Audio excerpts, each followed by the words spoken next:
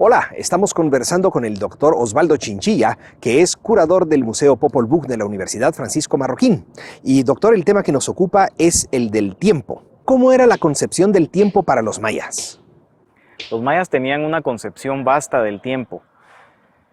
Tenían una serie de diferentes sistemas calendáricos que se entrelazaban unos con otros y eran capaces de registrar cantidades básicamente infinitas de tiempo. Apenas estamos ahora dándonos cuenta de cómo era la manera en que lograban extender el cómputo del tiempo a periodos muy largos en el futuro y también en el pasado. Y la razón es que hay relativamente pocas inscripciones que contienen registros largos, pero hay algunas que son muy reveladoras. Y las cifras a las que llegan a alcanzar pues son de millones de años. ¿En qué se diferencia de nuestro sistema? El sistema maya es similar al nuestro en el sentido de que tiene un punto de partida y a partir de ahí se suman días y otros periodos más largos de tiempo para llegar a las fechas que podemos llamar históricas.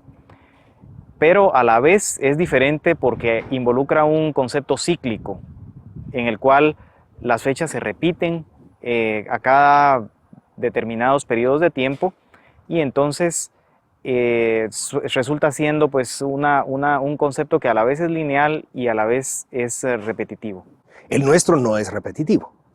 No, el nuestro no.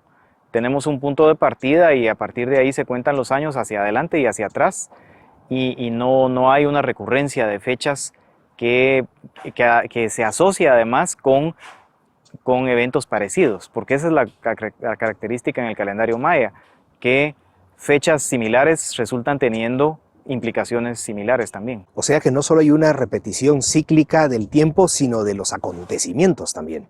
Sí, así es.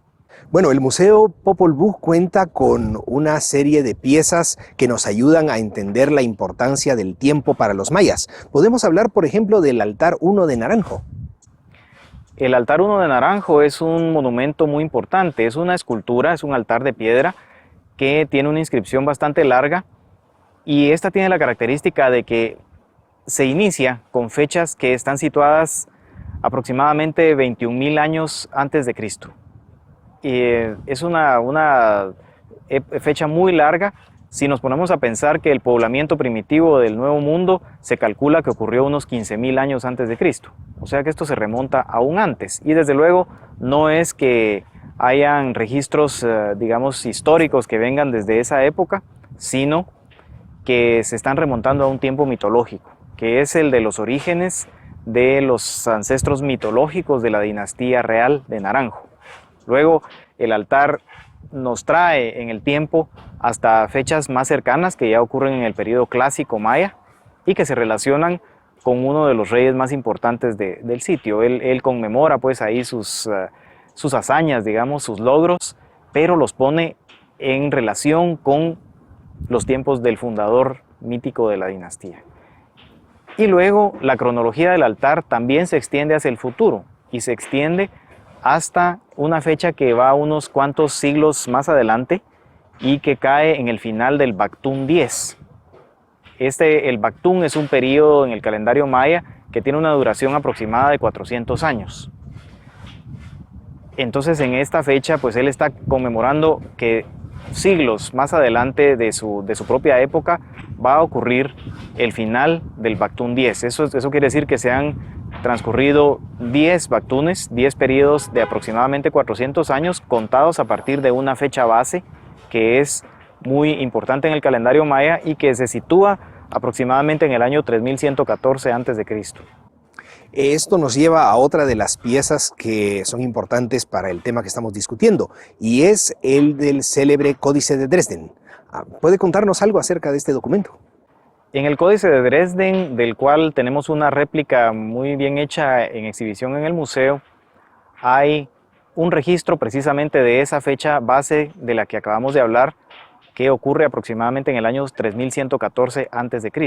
Digo aproximadamente porque esto se relaciona con la cuestión de la correlación entre el calendario maya y cristiano o europeo, digamos, cómo relacionarlos entre sí. Es un problema que ha suscitado mucha controversia y que pues hay una de las soluciones que se proponen pues es la que ha tenido más aceptación desde hace décadas, y entonces a esa nos estamos refiriendo. Y desde luego el códice también es un texto profético, ¿verdad? Es un texto que trae muchos registros de fechas en el calendario maya y los relaciona con profecías, profecías que tienen que ver, por ejemplo, con qué dioses rigen en determinados días. Hablando de profecías, a mucha gente le teme al 2012. Y he oído, por ejemplo, que guatemaltecos en ciudades como Los Ángeles le preguntan a personas en las que ellos confían si deberían regresar a Guatemala, por ejemplo, siendo que 2012 va a ser el final de los tiempos. Esas son las creencias de la gente. ¿Qué relación tiene esto con lo que nos ha estado explicando?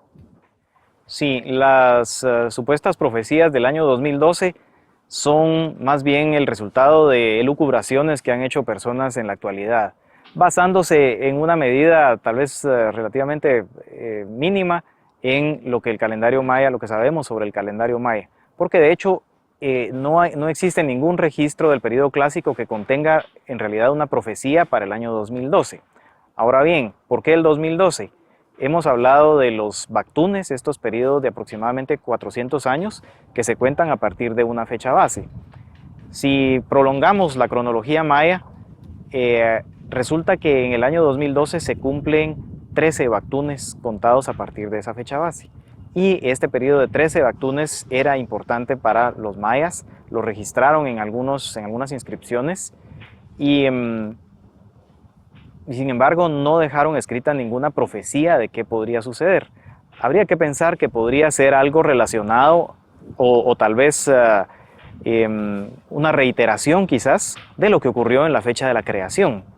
Entonces el problema sería averiguar qué nos dijeron acerca de esa fecha base del calendario o qué dejaron escrito realmente ellos, porque no podemos basarnos simplemente en nuestras propias elucubraciones. Deberíamos de tratar de leer lo que ellos dijeron.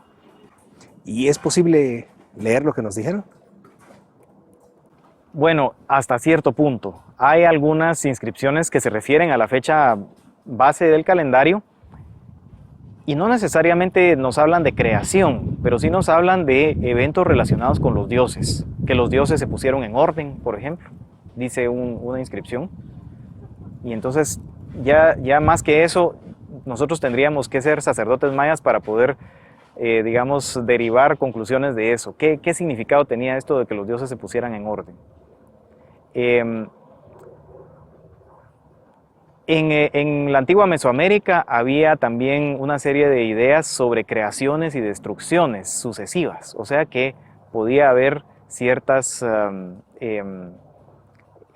situaciones en las que se acabara la creación actual, sobre todo los seres vivientes, ¿no?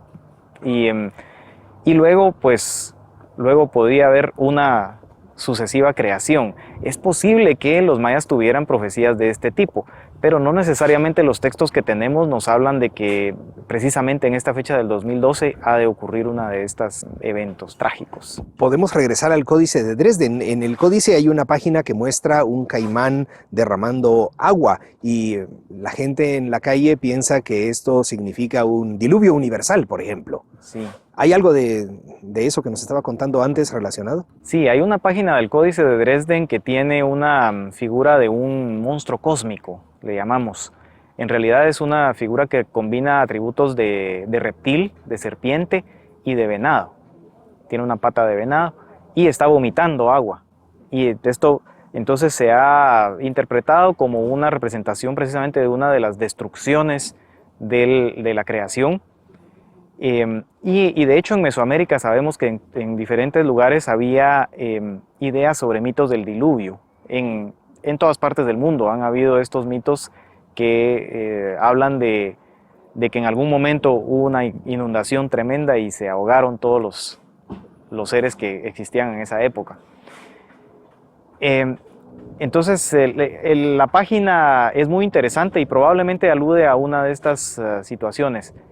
Lamentablemente la inscripción que la acompaña es breve y no está muy bien conservada como para que podamos, por ejemplo, situarla en alguna fecha. No se lee.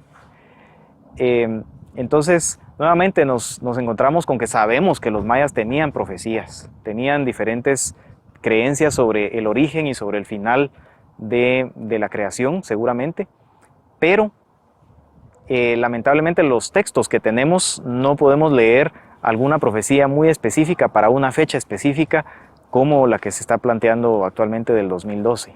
Hablando de momentos primigenios y de dioses poniéndose en orden, otra pieza que nos interesa es el vaso de las estrellas, que también se ubica en el Museo Popol Vuh. ¿Puede contarnos algo sobre este fascinante vaso?